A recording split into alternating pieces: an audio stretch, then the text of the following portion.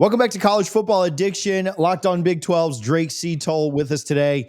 And Drake, we did this for the BYU Texas Tech game earlier in the year, and we're going to do it again. BYU preview for the Big 12 championship.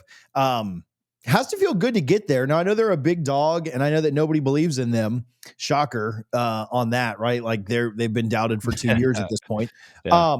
But it does have to feel good to get there because they had it in their sights last year, and really just the way the end of the year went down, just kind of blew it late. Now had a nice bowl win, but have rebounded really well this year. And one loss to a top 5-6 team in the country, otherwise taking care of business. It has to be a good moment just to be there. Now, I know they're not happy just being there, but if we take a step back before we get to the game, it is nice that they made it to the Big 12 championship. I believe in BYU. Hello. Hi. I'm going to say we believe. We've believed for 2 years. You can say nobody has believed in BYU. We've believed in BYU and the Cougars. And yeah, there was an empty feeling this time last year, this very weekend. BYU looking at Iowa State and Arizona State and saying, what if we're better than both those schools if we played Arizona State again? What if we're better than Iowa State? And yet we have to sit at home and watch this game because we just didn't win. When we had Kansas at home, we couldn't win. And so the empty feeling of being far better, Cincinnati's going through that right now, of being far better than you were expected to be, and then just not meeting the brand new expectation you brought upon yourself, that's an empty feeling. BYU doesn't have that this year. They did it. Even without their starting quarterback, they found a better starting quarterback, and now they're in the Big 12 title game. So in this game, we didn't really do a recap from the BYU Texas Tech game. We didn't really talk. We do a lot of preview stuff. And then by the time the recap would come out, most people are moved on to the next week. What specifically went wrong for BYU in that game that this is a good point, two-parter. What can be fixed and what do you just have to kind of live with? Like what cannot necessarily be like Texas Tech is going to do some things well. So like, what's the optimist approach and what is the pessimist of like, dude, you got to pick your poison. Texas Tech is going to beat you in these areas, but here's what you can get better at. Yeah, so here's where I think BYU is actually going to win this game. And I'll make the same case of how Texas Tech can win. I think BYU has an edge in a couple of areas that people didn't talk about after they played that game in Lubbock. If we look at the way the offenses broke down, Tech had to kick 5 field goals because BYU's red zone defense was so good. Now, granted, you could say, well, Texas Tech's offense in the red zone's not that good either. Yeah, well, you're just giving me further proof that once we get to the Big 12 title game, BYU has an edge when Texas Tech gets inside the 20-yard line. That said, I'm looking at this. It's not like Texas Tech had 450 yards of offense. It's not like they had 28 first downs. 17 first downs for the Red Raiders, 14 for BYU. The big tell here, in a 3-score game, 22-point game, BYU turned the ball over 3 times. And it wasn't like Bear Bachmeier completely choked the game away and was throwing interceptions all over the field. 3 turnovers, 2 of them were fumbles, 1 interception. 1 was an early muffed punt, and it felt like BYU couldn't quite recover after that. You'll have to keep in mind as well, this game was 13-0 at halftime. Like it was pretty much every step of the way pretty reasonable for BYU to be 1 score away from making it at least interesting. Now, that is not to give any excuse. This is for the Texas Tech fans listening. I'm not saying Texas Tech should have lost this game or that this is a cheap win against BYU. This is just how the Cougars can still build confidence coming into this one. And here are the numbers, further numbers, that make you believe that. Bear Bachmeier, 188 pass yards in that first game. That's fairly standard for Bear Bachmeier. That's pretty much what his average is this season, about 188 yards. If he does that, BYU wins the game most of the time. 67 rush yards is where the issue was. BYU has to be able to establish the run. I think they'll do so more creatively with Parker Kingston, Chase Roberts, Nawahine, Bear Bachmeier, and not just giving the rock to LJ Martin, which they did with no success against Texas Tech. Those 3 turnovers, their 5 penalties. If you clean those 2 things up, there's a shot for BYU. And I really do think the Cougars, because of their defense, 1 for 3 on 4th down in that game as well. A couple of those go a different way. This game has a different score. The Cougars' defense is what's going to keep them in it. Tech had 0 turnovers the first time around. If they have 1 or 2 here in Arlington, and I expect them to, that's where this gets truly into BYU's favor. Just before we go on, I will remind you that all of our content is brought to you by Sleeper this year. We appreciate Sleeper for their support and hope that you are using their app with the code CFA for a 100% match up to $100. Make sure you check their terms and conditions because terms of use do apply. Make some money with us live on Wednesday on the Power 2 here on College Football Addiction when we pick the more or less games. Is there a specific matchup in this game that you look at that you really thought BYU, I mean, you talk about passing yards and they got to run the ball better, this, and that, and the other. What about defensively on BYU side? Is there something that they did well either defending, a certain weapon or just the way they got after the quarterback or didn't get after is there a matchup that you look at specifically in this? Yeah, people forget Baron Morton was sacked 4 times. BYU had 4 sacks in the game against Texas Tech. They got pressure on the quarterback, and the Tech offense never really looked comfortable. Morton was 17 for 32, a 56 QBR. He didn't have an elite game throwing the football. Cameron Dickey was the difference in this game, as well as Jacoby Williams. And if you really want to boil it down, and again, I don't want to dilute what Texas Tech did. They're a dominant team. I think they'll win multiple games in the college football playoff.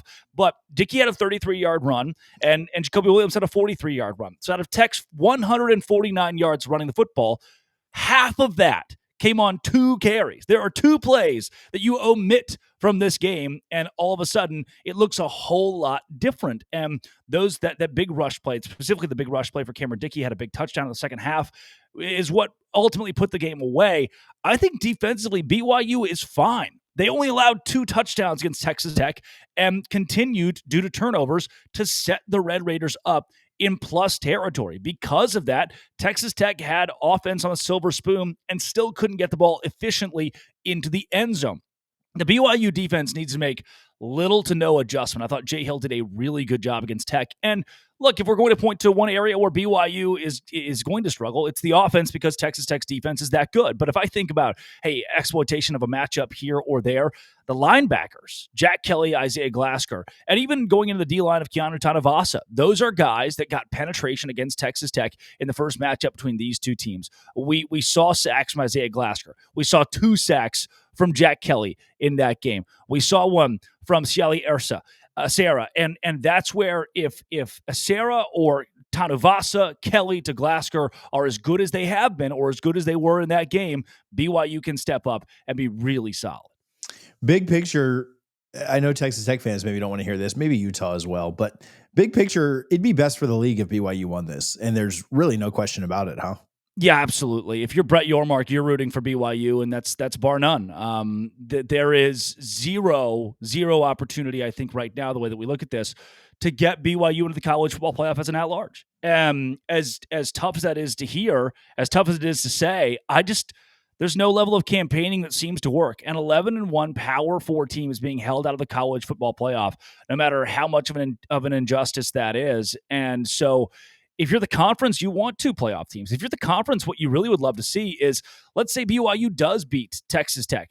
Tech gets dropped to the 8th spot. They fall from 4th to 8th. I mean, you can't really punish them that much. They lost their conference title game. And then BYU just beat Tech, so you move BYU into that 7th spot. And now they both have home games in the postseason. That's your dream scenario for the Big 12 Conference. And I think if BYU beats Texas Tech, it could be exactly what you get. Because, again, there's not a world here where BYU beats Texas Tech and you put BYU behind Texas Tech by 3 or 4 spots. Like, that just wouldn't make any sense. It didn't do it last year. You'll remember Clemson still got to jump SMU when it came to the college football playoff because they just had the head-to-head win against the Mustangs. That's what I think we're going to see here if BYU wins. The Cougars will get a home football game. Texas Tech likely gets a home football game. That'd be an interesting thing to consider, and hopefully that is the case for the Big 12 Conference. It's at least what Brett Yormark wants, and the host of Locked On Big 12 probably also wants.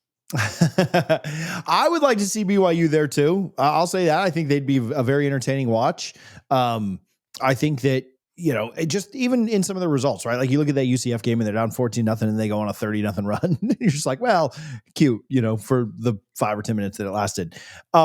There is just something about this BYU team. I think they kind of revel in the underdog role. I don't know if that's enough for me to outright pick them in this, because I do have a lot of respect for Texas Tech, but I do think that they will play up that underdog role. And I think they thrive in that. People have doubted them, like we said at the beginning, for 2 years. And so I expect them to come out and play better. I think this, I'll tell you, I was in Atlanta, Georgia, when this game was happening at noon, and I was waiting for the game to finish to drive to Clemson to watch FSU play. And I almost regretted sticking around because the game just wasn't largely competitive. I think we'll get a much better game here. I do think not being in Lubbock, I think not being on the road will help BYU. I think they'll play a little bit sharper offensively, though that is tough against this defense, and I think we'll get a better game. I think they cover the spread. It's Monday when we're doing this, so I'm not sure that I'm ready to make a pick just yet, but I will put the hot seat on you. Where you leaning here?